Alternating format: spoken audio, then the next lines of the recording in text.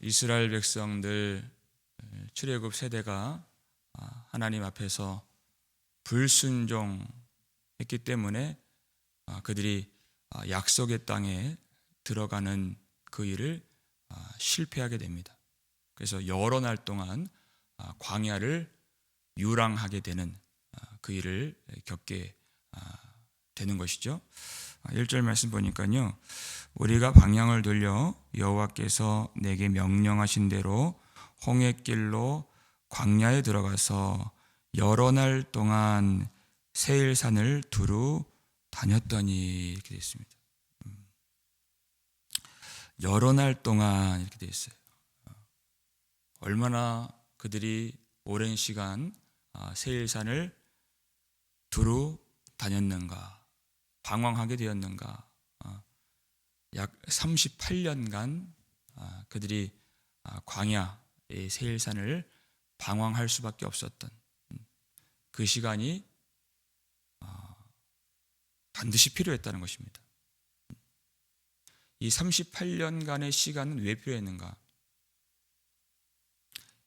이 악한 세대가 범죄했을 때 하나님이 너희 악한 세대들 중에서 내가 너희에게 주기로 맹세한 좋은 땅을 볼 자가 하나도 없으리라, 이렇게 말씀하셨어요.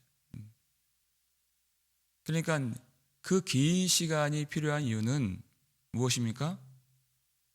한 사람 한 사람 그 악한 세대에 있는 그 사람들이 죽을 때까지 하나님이 그 광야를 돌게 하셨다는 것이, 그 38년간의 시간은 이스라엘 백성들 가운데 있었던 하나님을 거역했던 불신앙이 죽고, 그 처음 세대가 죽는다는 것은 불신앙이 죽는다는 뜻입니다.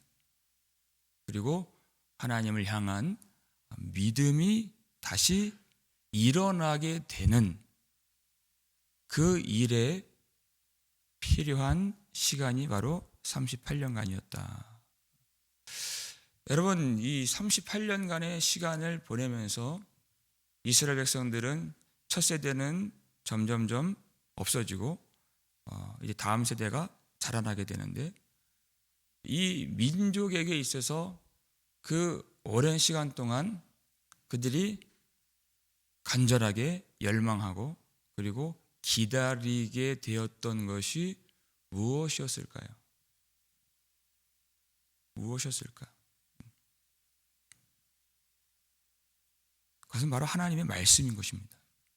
하나님의 말씀에 불순종해서 광야를 방황하게 되었기 때문에 그들에게 있어서 하나님이 그 38년간의 시간을 주심으로써 하나님의 말씀을 향한 간절한 소망과 열망을 그들 속에 넣어주신 것이. 그래서 우리가 지나치듯 읽을 수 있는데 이 2절 말씀이 참 중요한 말씀인 것입니다. 여호와께서 내게 말씀하여 이르시되 인 것이에요. 간절한 기다림 속에서 하나님이 이제 말씀을 주시는 것이에요. 46절에는 하나님이 너희가 돌아와 여호와 앞에서 통곡하나 여호와께서 너희의 소리를 듣지 아니하시며 그랬어요. 하나님이 듣지도 않으셨다. 그리고 문을 닫으셨다 그랬어요. 하나님과 교통이 불가한 것이, 하나님이 듣지도 않으시고 말씀도 안 하시고, 이게 가장 무서운 일인 것입니다. 여러분, 아담과 하와가 범죄했습니다. 하나님이 일전에 선악을 알게 하는 나무의 열매를 먹으면 너희가 정령 죽으리라, 반드시 죽으리라 그랬어요. 그리고 그들은 범죄하여 그 열매를 먹었죠. 안 죽었어요. 죽는 게 뭐냐? 하나님과 분리가 되는 것이 죽는 것입니다. 하나님과 교통하지 못하게 되는 것이, 그게 죽음이에요. 하나님의 계신 곳에 그들이 들어갈 수 없고 쫓겨나게 되는 것이, 그게 죽음이에요. 하나님의 말씀을 들을 수가 없는 거예요. 말씀이 없는 거예요. 그러니까 이 광야 40년은 뭐냐? 하나님의 말씀이 생명인 것을 깨닫게 되는 시간이에요. 사람이 떡으로만 사는 것이 아니고 여호와 입에서 나오는 모든 말씀으로 사는 줄을 알게 하시는 그 시간인 것입니다. 그러니까 하나님이 다시 모세에게 말씀을 주실 때 그 말씀은 그 40년 전과 다른 것이에요. 그들에게.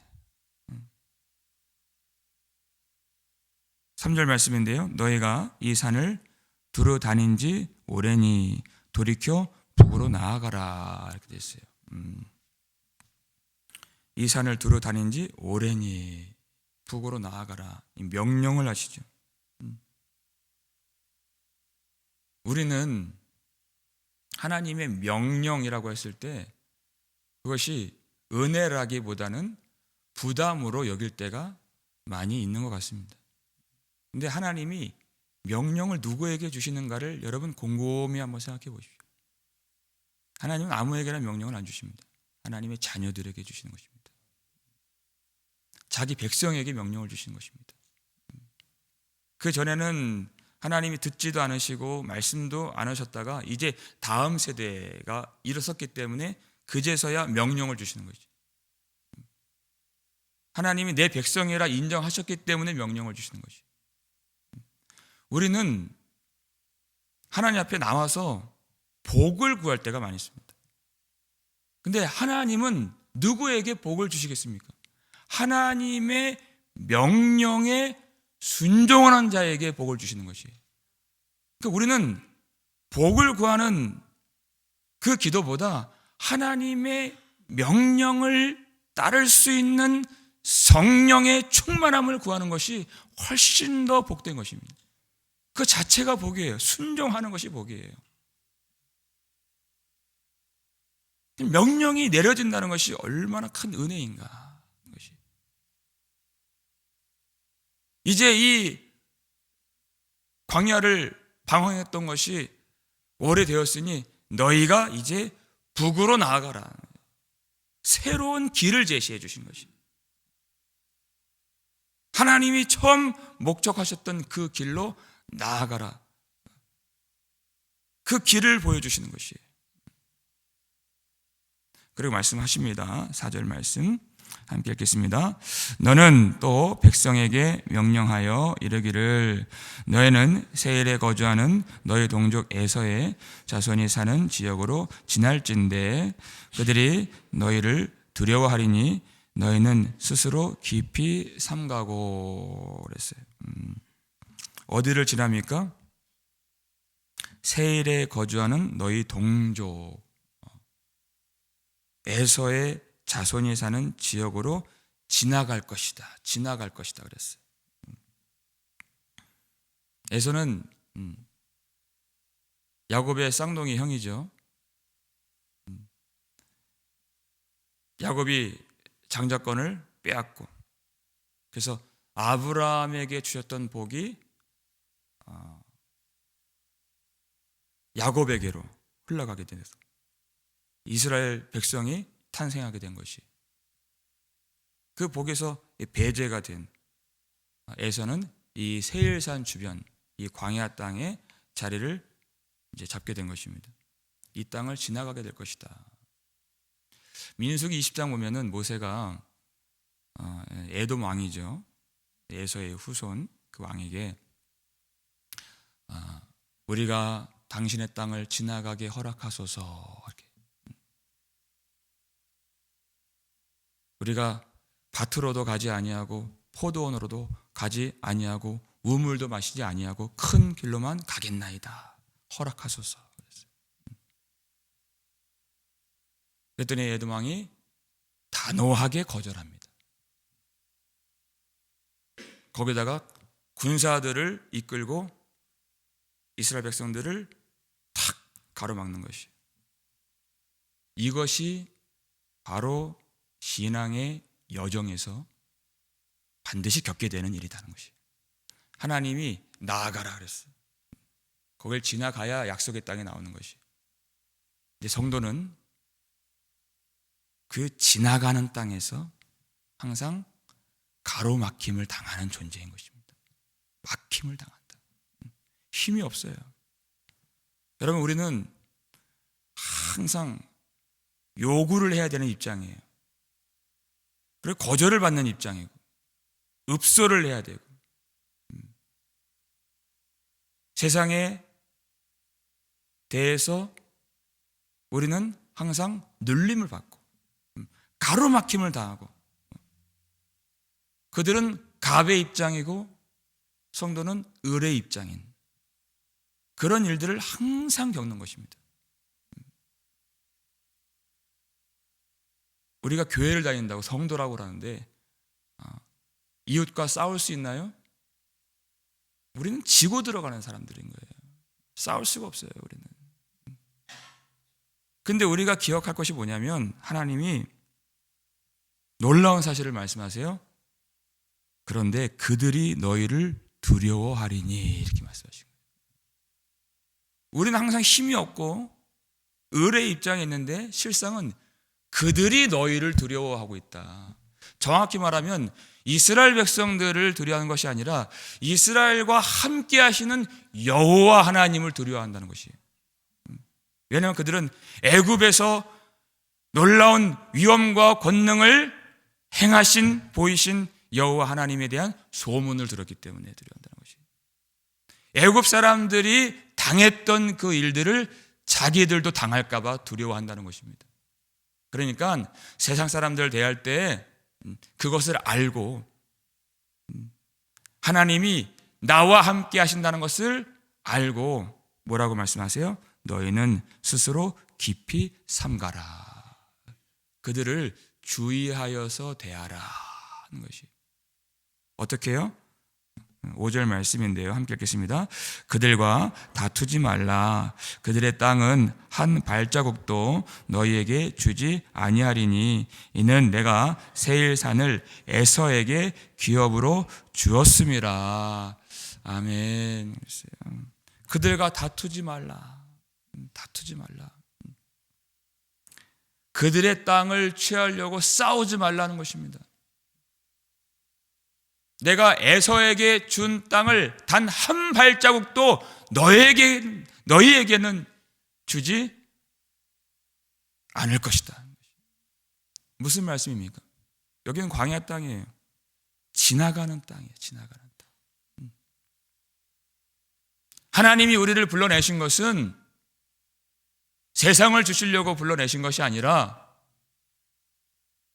세상과 비교할 수가 없는 하나님의 나라를 주시려고 우리를 불러내셨다는 것입니다.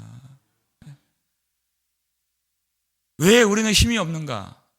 왜 우리는 읍소를 해야 되고 아쉬운 소리를 해야 되고 그들에게 요구를 해야 되고 또 거절을 받고 박해를 받는, 미움을 받는 그런 입장의 삶을 살아야 하는가? 하나님이 내게 무엇을 주시려고 우리를 불러내셨는가? 우리를 부르신 그 소망의 영광이 무엇이고 하나님이 우리에게 주시는 그 기업의 풍성함이 무엇인가? 그것을 볼 줄 알아야 된다는 것입니다. 믿음의 선진들이 히브리서 11장 13절 보니까 자기들이 이 땅에서는 외국인이요 나그네임을 증언하였으니 이렇게 말씀해요.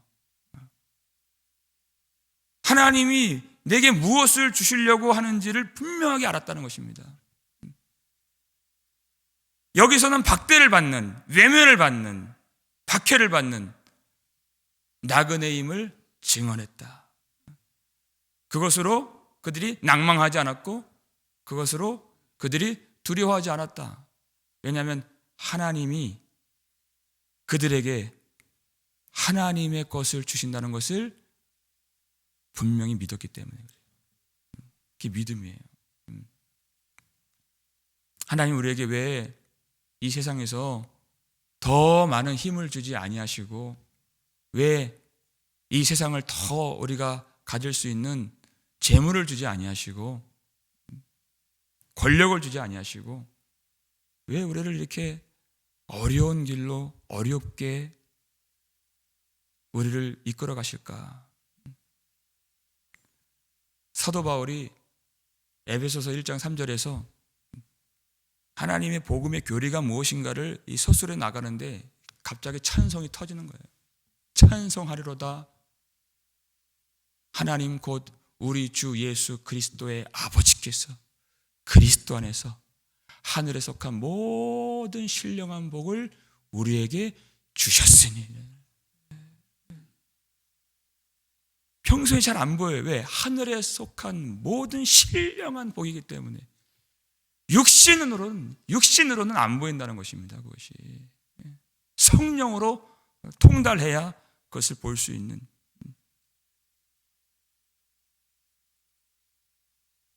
조금 더 아낌이 없이 그리고 남김이 없이 하늘에 속한 모든 신령한 복을 예수 그리스도 안에서 우리에게 다 주신 하나님. 하나님이 교회를, 성도들을 뭐라고 말씀하시냐면 예수 그리스도와 함께하는 상속자라고 말씀하십니다. 상속자. 조금 더 이렇게 잘 사는 사람 보면은 그 아들이 참 부러울 때가 있잖아요. 비교가 안 되는 거예요. 비교가. 하나님의 상속자라는 거죠. 하나님의 상속자. 그건 예수 그리스도만이 누릴 수 있는 것인데 예수 그리스도를 믿음으로 예수 그리스도 그 이름 안에서 우리가 그 복을 누리게 되었다. 찬송에 안 나오겠습니까? 웃음이 안 나와요? 울상이 나옵니까, 여러분? 웃음이 나와야 되는 거예요. 넉넉하게 이길 수 있는 것입니다. 넉넉하게. 세상에 아무리 우리를 억압하고 우리를 박대해도 넉넉하게 하나님이 우리에게 주신 것이 얼마나 큰 것인가. 얼마나 큰 것인가. 그거 모르면 신앙생활 아무것도 아닌 것입니다. 그러니까 너희들이 지나갈 때 어떻게 하라 그랬어요? 너희는 돈으로 그들에게서 양식을 사서 먹고 돈으로 그들에게서 물을 사서 마시라. 값을 지불해라. 그것들은 내가 너희에게 기업으로 준 것이 아니다. 돈을 내고 그것을 먹고 돈을 내고 마시라. 너희에게 주는 기업은 그것이 아니라 따로 있다. 따로 있다.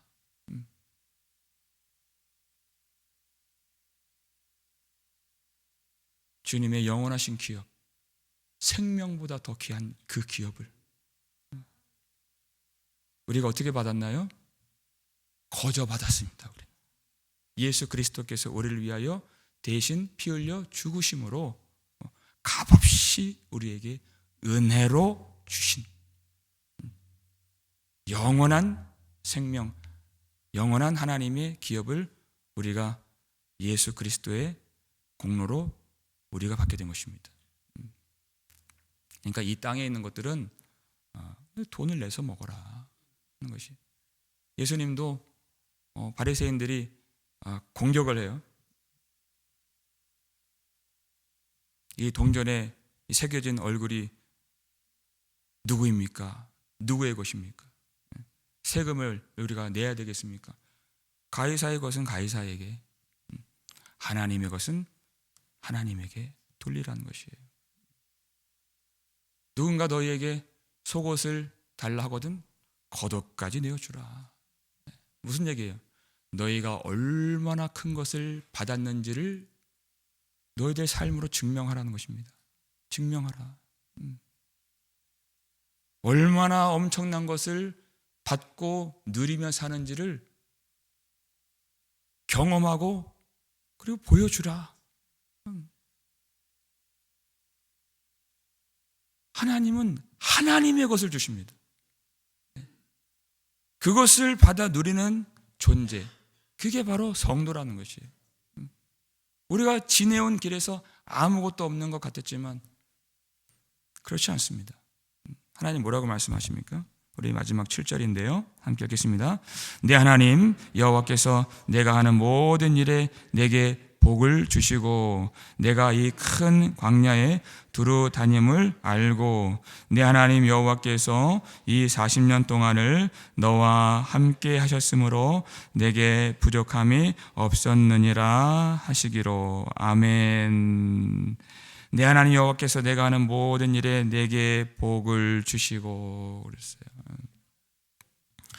너희는 돈으로 그들에게서 양식을 사서 먹으라. 돈을 내고 그 물을 마시라 그랬어요. 질문하겠습니다. 그렇다면 그 돈은 누가 주신 것입니까? 하나님 주신 거예요.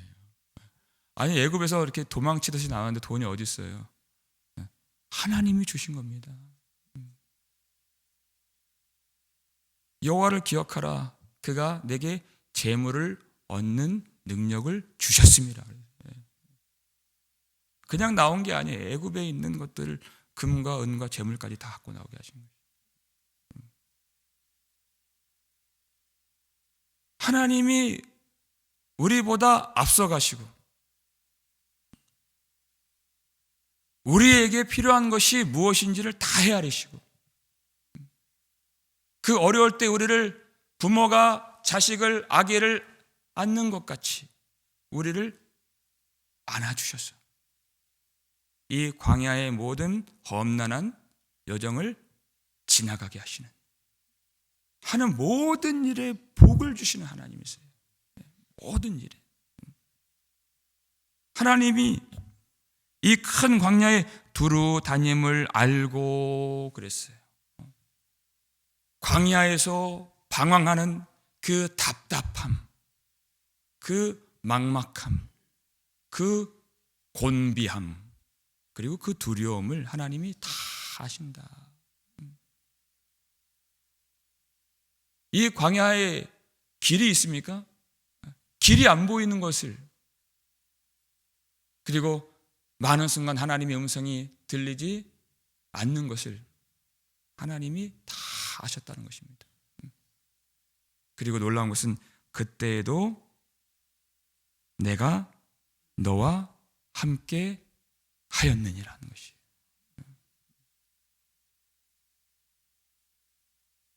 여러분, 이 광야를 왜 걸었죠?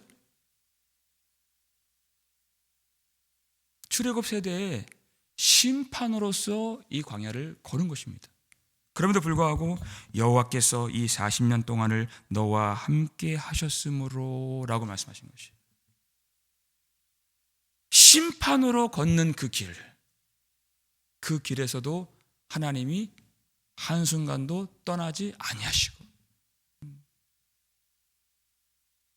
그들이 불순종하는 그날에도 먹을 것을 주신 하나님, 하나님이 침묵하신 그날에도 마실 물을 주신 하나님, 심판의 길을 걷는 그 동안에도 끊임없이 함께 하신 하나님, 조금도 부족함이 없게 하신 하나님이신 줄로 믿으시길 바랍니다. 우리 고백이에요. 여호와는 나의 목자시니 내게 부족함이 없으리로다. 내 손에 잡히는 것이 없고 내 눈에는 아무것도 갈 길이 보이지 않을 때에도 단 한 가지 사실이에요. 단 한 가지 사실.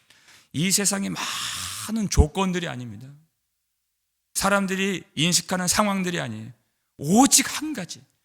여호와는 나의 목자시니 내게 부족함이 없으리로다.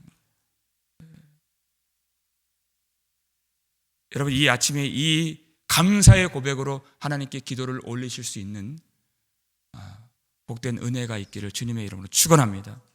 하나님이 나와 함께 하심으로 하나님 내게 징계를 주실 때에도, 내가 실패했을 때에도, 내가 불순종하여 넘어져 있을 때에도, 히브리서 13장 5절 보니까 내가 결코 너희를 버리지 아니하며 결코 너희를 떠나지 아니하리라. 이 말씀처럼 항상 우리의 모든 여정 속에서 우리와 함께 하시는 하나님의 은혜를 깨달아서 전혀 부족함이 없는 나의 삶인 것을 고백할 수 있는, 우리 인생 마지막 순간, 마지막 호흡으로 해야 될 고백이 하나님이 나의 목자가 되어 주셔서 나의 평생에 부족함이 없었습니다 라고 고백하며 나아가는, 그리고 남은 생에 순종으로 하나님께 영광을 돌리는 저와 여러분 되시기를 주님의 이름으로 축원합니다.